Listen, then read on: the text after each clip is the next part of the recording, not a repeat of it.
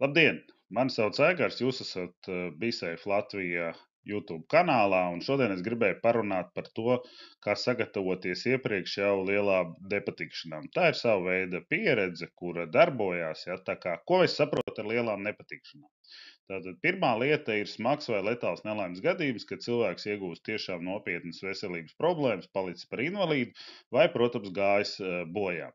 Otra lieta ir tiesāšanās, jo principā parasti mēdz būt pēc šī smagā vai letālā nelaimes gadījuma, varbūt tās, ka pats cietušais, ja viņš vēl ir dzīvs, tiesājās, varbūt tās mantinieki tiesājās, varbūt arī citi gadījumi, bet principā parasti lielākās nepatikšanas ir tieši saistīts ar šo te nelaimes gadījumu un tiesāšanos. Un, protams, ka vēl var būt gadījumi, kad ir kaut kādi PR kampaņa saistība ar kaut ko, vai nu mēs konkurentiem neesam patikuši, un viņi, teiksim, mūs ir uzrīdījuši kādas pārbaudes vai vēl kaut ko ar iespēju tiesāšanos vai kaut kā tam līdzīgi. Ja? Tā kā tie ir tie gadījumi, kad būtu kaut kas jādara. Un tā galvenā ideja ir ļoti vienkārši veikt tātad dokumentu šo te kopiju glabāšanu elektroniski.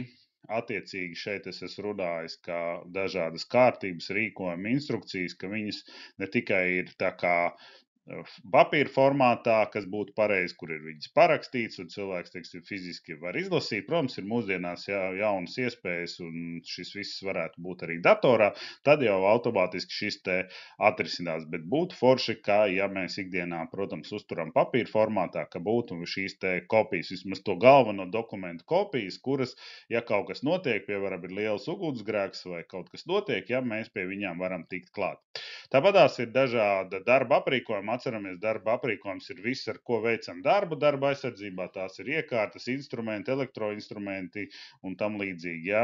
Attiecīgi šo te pārbaužu protokols, jo ja mums notiek nelaimes gadījums ar darba aprīkojumu, mums ir jāpierāda, ka viņš ir bijis darba kārtībā. Tātad attiecīgi parasti šis te gan lielākoties uzņēmumos tiek vests papīra formātā, kur veikts šīs te pārbaudas, un attiecīgi būtu labi, ja mēs vismaz, varbūt ne pēdējo gadu, bet pēdējos gadus attiecīgi noskanētu un viņa šīs te dokumenti atrastos kaut kur elektroniski uz servera.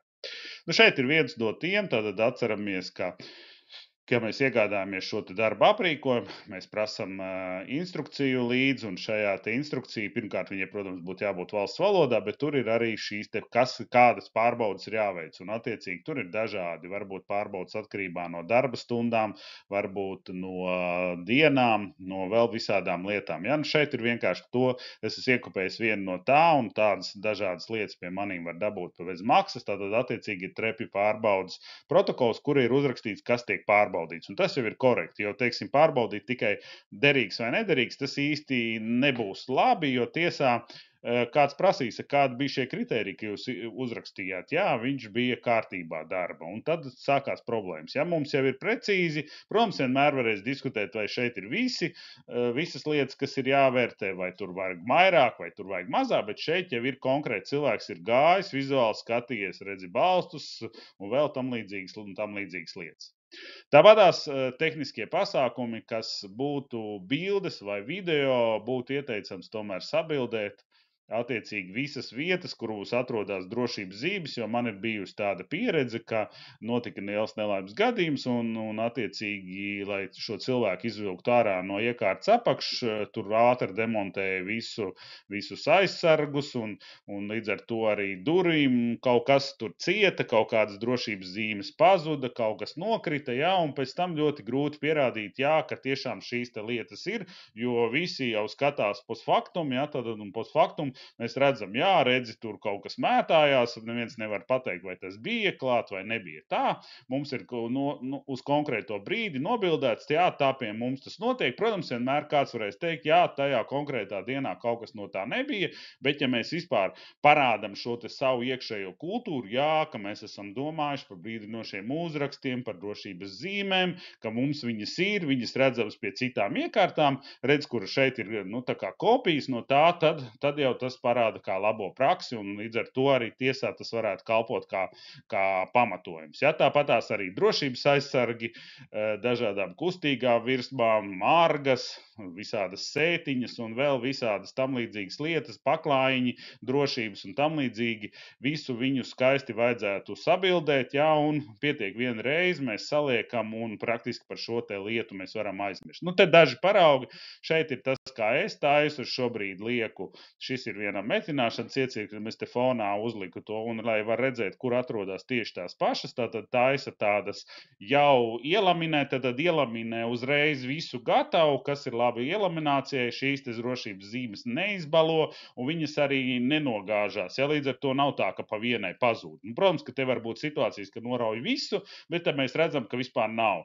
Bet visādi citādāk viņš tiek pielikts, viņš ir ielaminēts, viņu var pieskrūvēt vai ar skoču divpusējo pielīmēt, un pēc tam, protams, ja vajag, mēs pārvietojam, mēs viņu varam atkal paņemt nost un pielikt jaunā vietā. Tas būtu par šīm te zīmēm, kā ir. Ir, protams, uzņēmumi, kuros tiek taisīts tādas mazas lietošanas instrukcijas, kur varbūt bez šīm te zīmēm klāt vēl ir kaut kādi pamatpunkti pielikti, kas ir jāievēro. Nu, šeit ir, teiksim, aizsargi, es esmu vienkārši paņēmis šobrīd no interneta, lai redz, ka šeit jāreku gan virpai, gan šīm te patronā ir aizsargs, un tāds viņš izskatās gan arī šeit apstrādes vietai. Attiecīgi šāda ir būs iekārta, un tāda viņi bija, un faktiski uz kaut kādu brīdi to, un, protams, ka tāpēc mēs pierādām, kad ir pārbaudas, attiecīgi vai nu reiz gadā, vai kā mēs esam tur izdomājuši, un kuru pārbaudas laikā tad tiek arī skatīts, vai ir šie te aizsargi vai nav. Ja? Un tas ir tas apliecinājums tam, ka jā, mums ir tāda iekārta, redz, kur viņa ir redzama. Protams, kā ārkārtas situācija iespējams kaut kas tiks norauts, kaut kas tiks aizsviest pa gaisu, tikai tāpēc, lai, protams, mēs kaut kam tiktu klāt un kaut kur kaut ko izdarīt. Tā kā tas ir tas, ko es jums iesaku, lai būtu forša dzīve, drošā darbā, un, ja ir vajadzīgs vēl kāds labs padoms, droši dodiet ziņu, varu arī padalīties ar savu pieredzi.